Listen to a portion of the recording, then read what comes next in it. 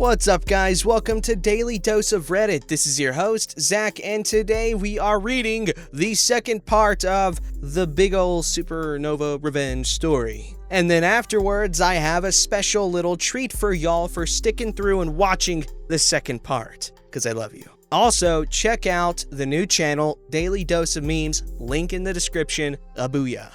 Alright, the story we're picking up on is called My Mother Destroyed My Childhood and Made Me Fail Out of College and Laughed When I Was Homeless. I Destroyed Her Entire Freaking Life. Final update. Cross-post title, This Does Not Belong in Pro Revenge, This is the Real Supernova! I love long titles. In case you need a recap, go watch the last video because there are some important announcements, so no recaps for you. Okay, and without further ado, the story. Revenge. And so, I did. I called CPS on my mother and informed them of my history of abuse at her hands. I informed them of the dozens upon dozens of old photos I have of myself, all bloody and bruised up. I previously compiled as much evidence as possible in my teens, though never did anything with it until that point. That sparked a visit, which led to an emergency removal of my 3 younger siblings when they caught my mother punishing my little sister coincidentally when they happened to do a visit. My mother was also arrested, but released hours later. I reached out to the job she got years ago with a fake resume she made me write for her and made them aware of her falsehoods. Because of her field, it was promptly looked into and she was fired as well as blacklisted. She lost nearly $80,000 plus in salary. I then deleted every email in all of the email accounts I made for her because she never changed the passwords. Afterwards, I deleted the email accounts themselves. Within a few weeks, things were definitely going downhill for her. My youngest sister's dad was engaged to my mother and is now trying to file for sole custody of my little sister, who's in CPS custody. I'm sure he wasn't happy finding out what his baby daughter had in store if my mother was given free rein. She's missed her court appointments, and I know she hasn't been able to pay her mortgage since last year, as I've heard she's had to ask one of her friends for money. Her life had become a creamy, messy crap symphony, and I was the fecal-splattered conductor.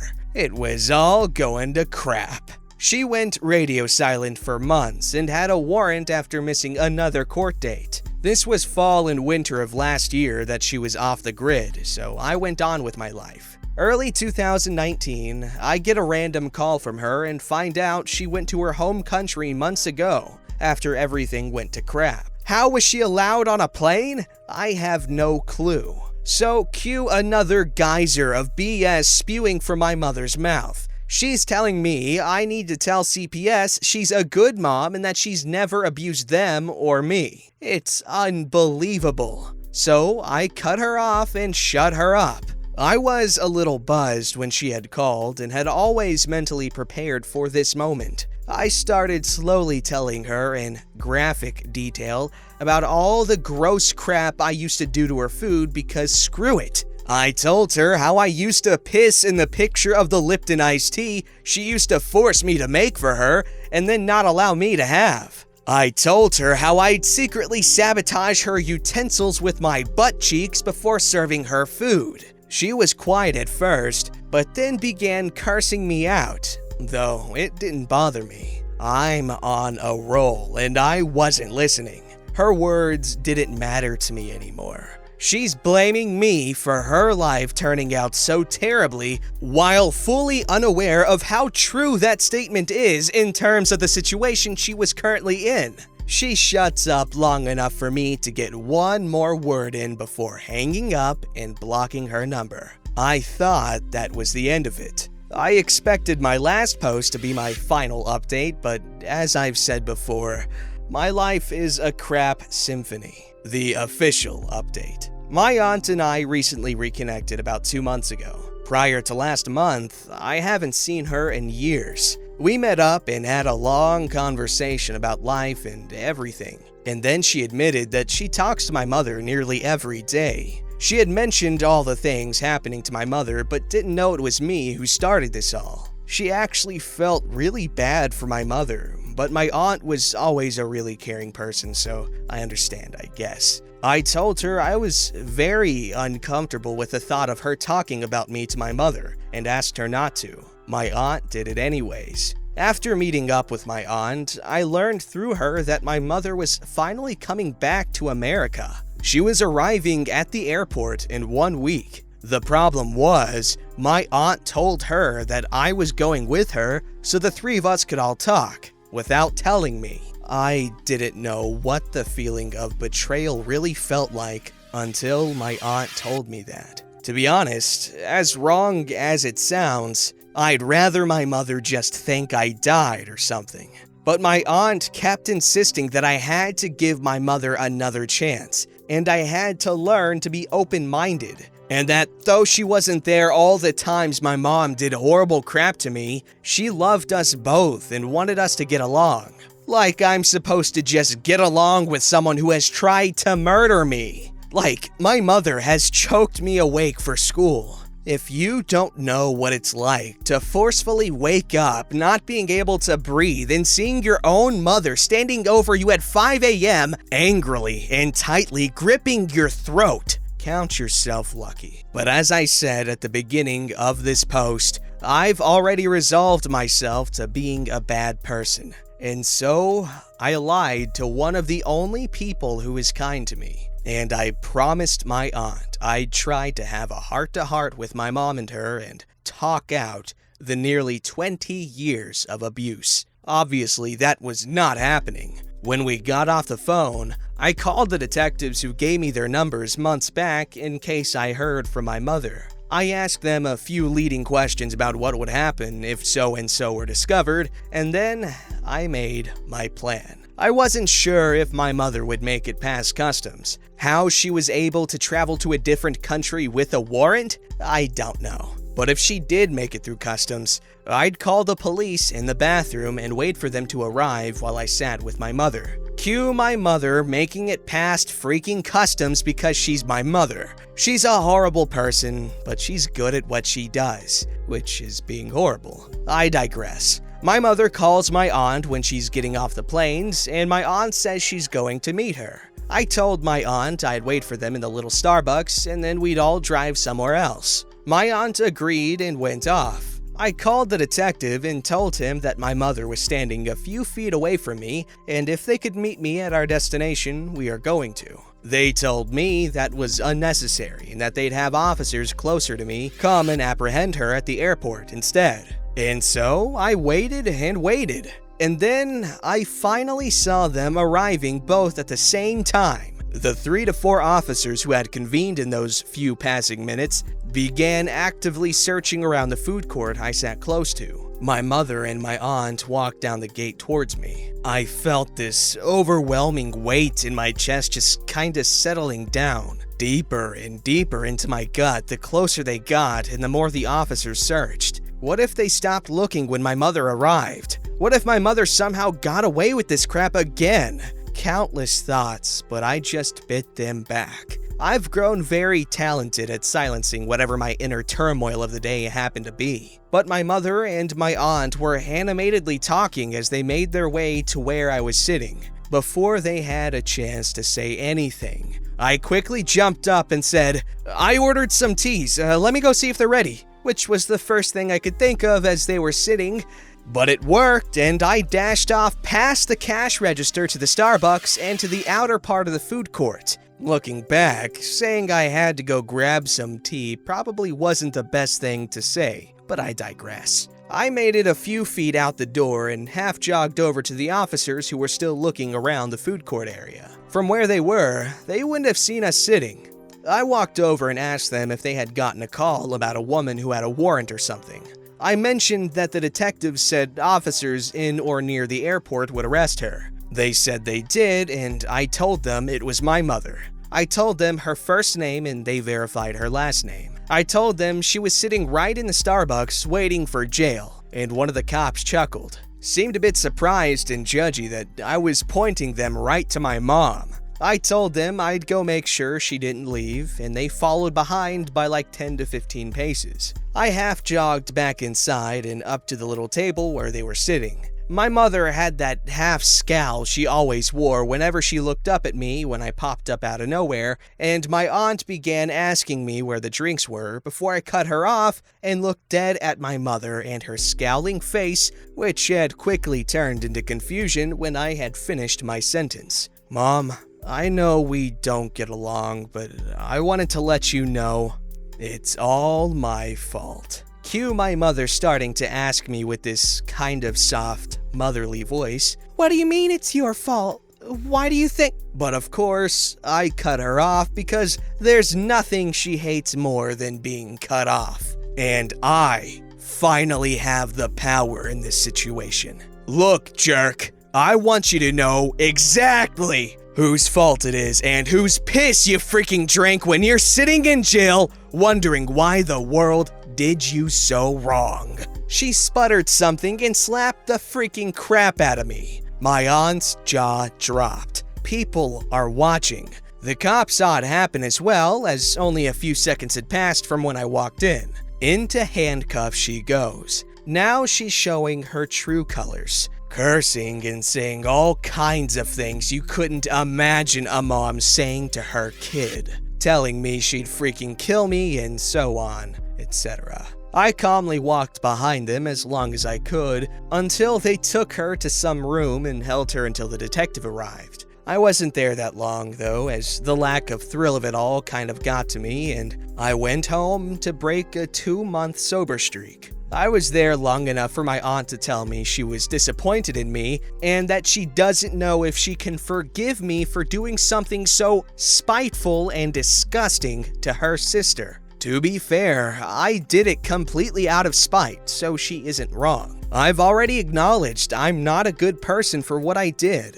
Come to find out, my mother was using my aunt's passport to leave and come back to the country multiple times since she left. That's why they never caught her. Now my aunt has some explaining to do, but I wish she didn't have to get caught up in all of this. She has always been kind to me and doesn't deserve it. My mother is facing up to 10 years just for using my aunt's passport alone, and a slew of other charges, including one for child endangerment. Her husband left her, her kids were taken from her. Her friends have seemingly distanced themselves from her from what I know. After 19 years of abuse, I finally get my revenge, and none of the charges have anything to do with me, which is interesting. Did it feel good? No, I felt nothing. Just the rise and fall of the situation, but nothing really concrete. I expected to feel something. Not even satisfaction or happiness, but something. Either way, the only thing for me to do is continue to work towards becoming the person I want to be. She told me constantly that I was worthless and that I'm nothing. I've told myself the same consistently as well in the past. I've decided I'm going to become one of the greatest photographers of my time, and I'm going to push myself as hard as possible to succeed so that anyone else who has ever suffered how I have now have no reason to doubt themselves or their ability to be great one day. As for me right now, I currently live in a homeless shelter. I decided to go to one 6 months ago after realizing all the drinking and inconsistency was making it hard for me to move forward. I wasn't saving money and was couch hopping from friend's house to friend's house. A few weeks ago, I got a voucher from the government, and sometime in the next 2 months, I can find a 1-bedroom or a studio apartment. I've been aggressively saving my small checks. I've been practicing and working on building better habits and just being a better photographer. I don't make much right now, and I know many people will say it's a stupid dream. But I know if I put all of my effort into making this work, I can not only be a self-sustaining photographer, but more than that. My situation is embarrassing, and it's hard, but I know I won't be here longer than another few months. It's not some dream, it's a plan. I'll also be going back to school in the fall and pursuing photography. As for my siblings, that situation is still a bit dicey. and I don't think I'll give an update about that, but they're all doing very well. As far as my mother is concerned, as horrible as she was towards me, the only part of me that even thinks about her on rare occasions hopes she isn't having a horrible time. I don't like knowing people are hurting. Edit: for everyone roasting my aunt, please stop roasting my aunt. She has always been supportive of me and what I do and my photography and has believed in me from day one. Maybe I'll take it over to r/relationships or something. I need advice, but don't plan on putting much thought into that relationship right now. Also, for everyone asking in literally all my posts, yes, my username is on purpose. His username is How About That Lipton? God. It relates to my first ever bit of revenge I was able to get on my mother. I'm sure you already know what that is, and it's peeing in her tea in case you don't remember. Also, thank you to everyone for being supportive and offering me advice about places to get therapy in my inbox, but as I've said in my prior posts, I don't think therapy will help.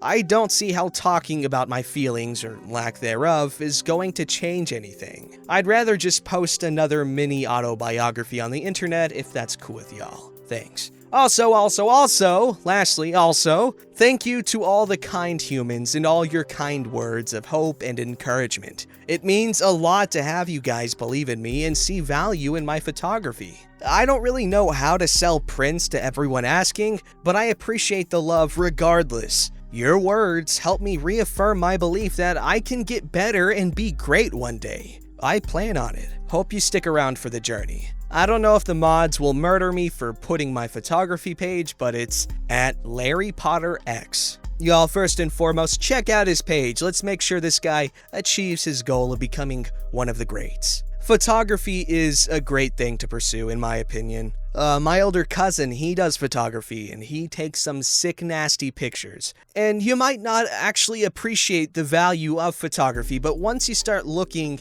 into all the work that goes into taking a nice picture and all the waiting and trial and error, you learn to appreciate all the little things that goes into image composition. Anyway, that was definitely some revenge. I'd imagine arranging her arrest and all that stuff would have been very cathartic for OP here, but I guess not.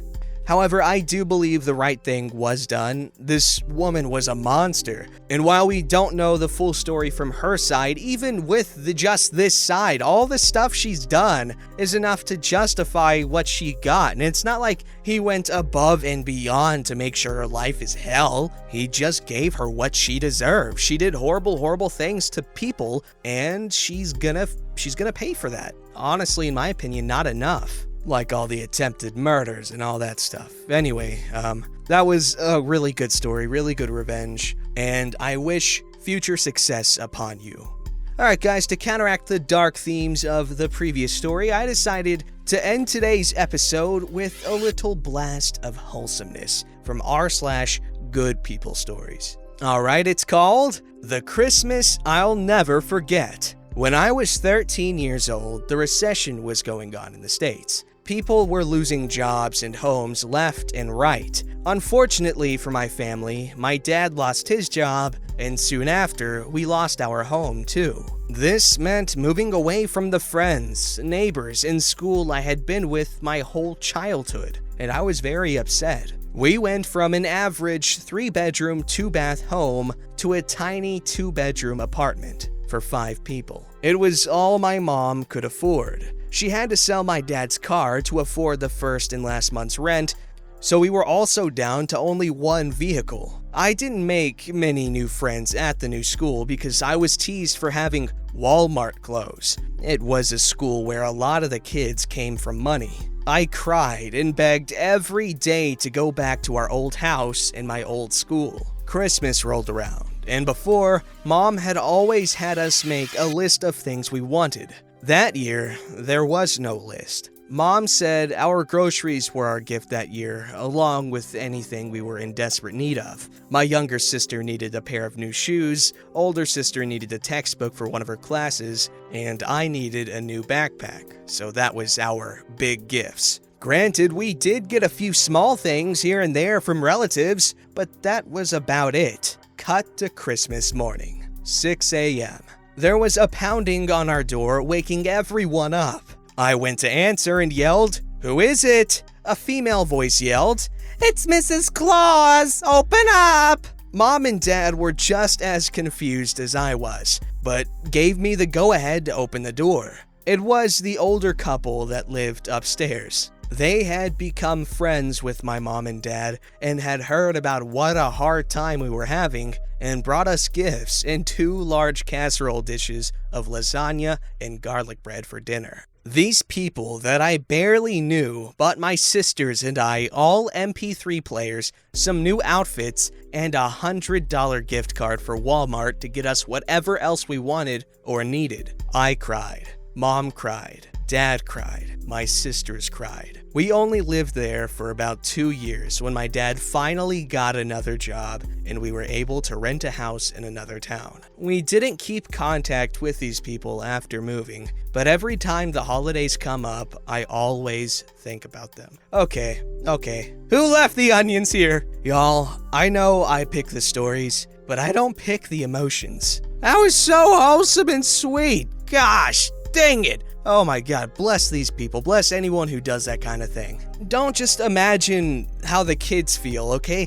Think of the frickin' parents, alright? They definitely weren't happy with not being able to get their kids gifts, and then they thought that their kids would have to frickin' just be happy with getting a backpack. And on Christmas morning, just when you're prepared to have to live with the fact that your kids aren't gonna get what they deserve, these people show up with food, money for groceries, or whatever the hell they wanted or needed, and gifts. That's just insane, and I want to cry, and I love these people. Alright, so let's end things with thanking you for 20,000 subscribers, and thanking you for checking out Daily Dose of Memes, link in the description, and also orange juice is better with pulp. Don't forget to like, subscribe, and hit that bell to never miss an episode.